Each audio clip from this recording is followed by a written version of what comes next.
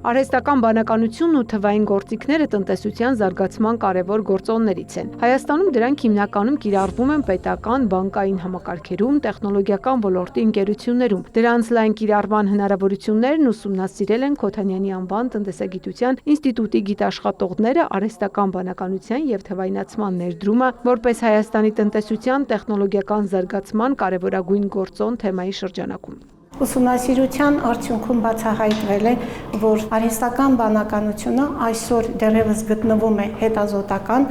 և ակադեմիական շրջանում, հեռու մնալով առողջապահության, գյուղատնտեսության, տրանսպորտի և հանրային ծառայությունների ոլորտում լիարժեք կիրառությունից։ Գիտական թիմը ամփոփելով հետազոտության արդյունքները վստահեցնում է հատկապես բիզնեսի տեխնոլոգիական վերազինումն ու նորարար լուծումների ներդրումը կնպաստեն աշխատաշուկայի կայունության ապահովմանը, սոցիալական բևեռացման նվազեցմանը և երիտասարդների տնտեսական ակտիվության բարձրացմանը։ Բացի այդ, թվային գործիքակազմի կիրառմամբ պետությունը կվարի ավելի ճկուն ու արդյունավետ տնտեսական քաղաքականություն, հենվելով իրական տվյալների, վերլուծությունների և կանխատեսումների վրա։ Հիմնավորվել է տեխնոլոգիական և թվային տնտեսության ձևավորումը որպես երկարաժամկետ հիմնախնդիրների հաղթահարման խթան։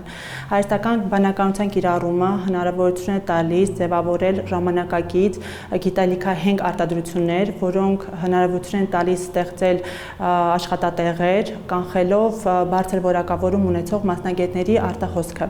Դա հատկապես շատ կարևոր է Հայաստանի Հանրապետության համար, որը տարիներ շարունակ բախվում է ուղեղների արտահոսքի խնդրին։ Ուսումնասիրությունը ցույց է տվել, որ արհեստական բանականությունը մեծ ազդեցություն ունի մարդկային կապիտալի որակի վրա։ Այն երկրները, որոնք ունեն զարգացած թվային համակարգեր և գիտական ներուժ, ավելի բարձր արդյունքներ են գրանցում կրթության և արտադրողականության ոլորտներում։ Միաժամանակ մարդկային ներուժն իր հերթին նպաստում է արհեստական բանականության զարգացմանը, ընդլայնում ուսուցման և վերապատրաստման հնարավորությունները։ Հետազոտության արդյունքում հեղինակներն առաջարկել են Սարդոստայնի մոդելը, որի կենտրոնում մարդն է, իսկ արհեստական բանականությունը դիտարկվում է որպես մարդու գիտելիքներն ու կարողությունները զարգացնող գործիք։ Գաղափարը ներկայացվել է լուսացույցի սկզբունքով։ Նախնական փուլում մենք ունենք սակավ գիտելիքներ, որը կարմիր շեմն է, քիչ թե շատ ապահով շեմը դա